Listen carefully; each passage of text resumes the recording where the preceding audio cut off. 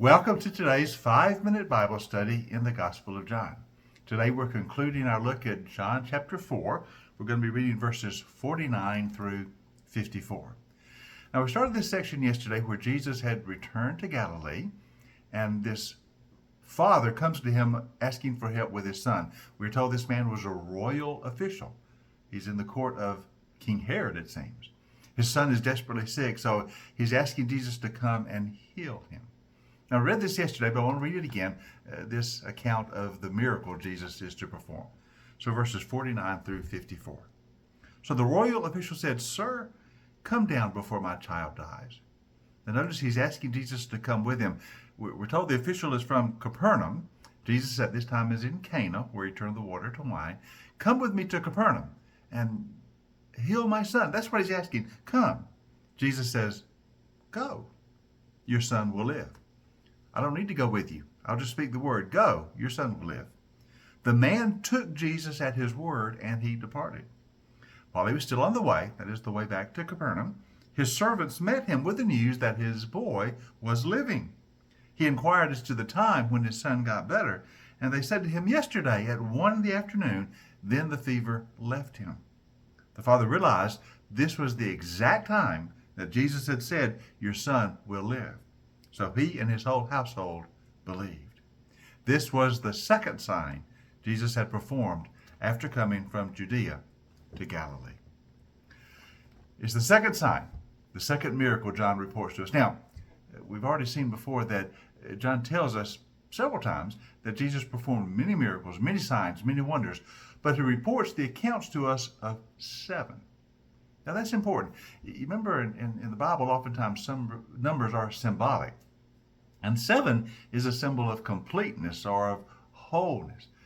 For instance, in the book of Revelation, also written by John, we see 7 over and over again. Remember the 7 seals that were broken, the 7 bowls of wrath, the 7 trumpets, the 7 churches, the 7 representing completeness or wholeness. And I think John in his gospel reports 7 miracles to us because they represent the wholeness of Jesus' ministry. He tells us there are many other miracles, but I'm telling you about 7 of them. So you'll see who Jesus was and how he authenticated his ministry when he came to us. So this is the second of those 7 miracles John's going to report.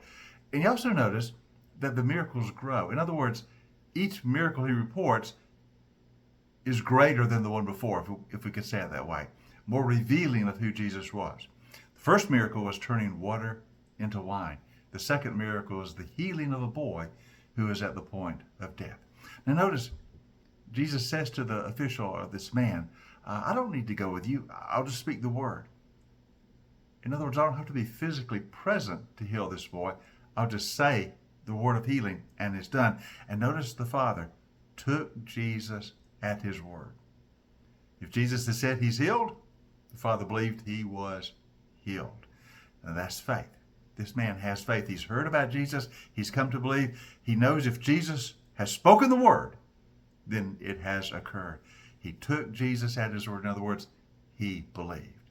And of course, that was authenticated even before he got home. He met some servants coming to find him, and they told him, "Your son's well."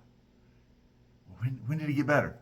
The fever left him, they said, at 1 o'clock in the afternoon yesterday. And he realized that's the exact moment, the exact time when Jesus said, "Your son will live." As soon as he spoke the word of healing, even at a distance, his son was healed.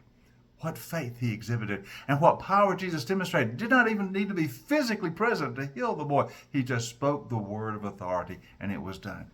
Now notice the result. It says that the father and his whole household believed. Not just he came to faith, but all the members of his household. That would include, obviously, his wife, his son who was healed. He may have had other children, we don't know. All the servants and those connected with his household, they all believed. It's kind of similar to what we just saw in Samaria. The entire village believed as a result of the woman's testimony. Now, as a result of this healing, the whole household believes.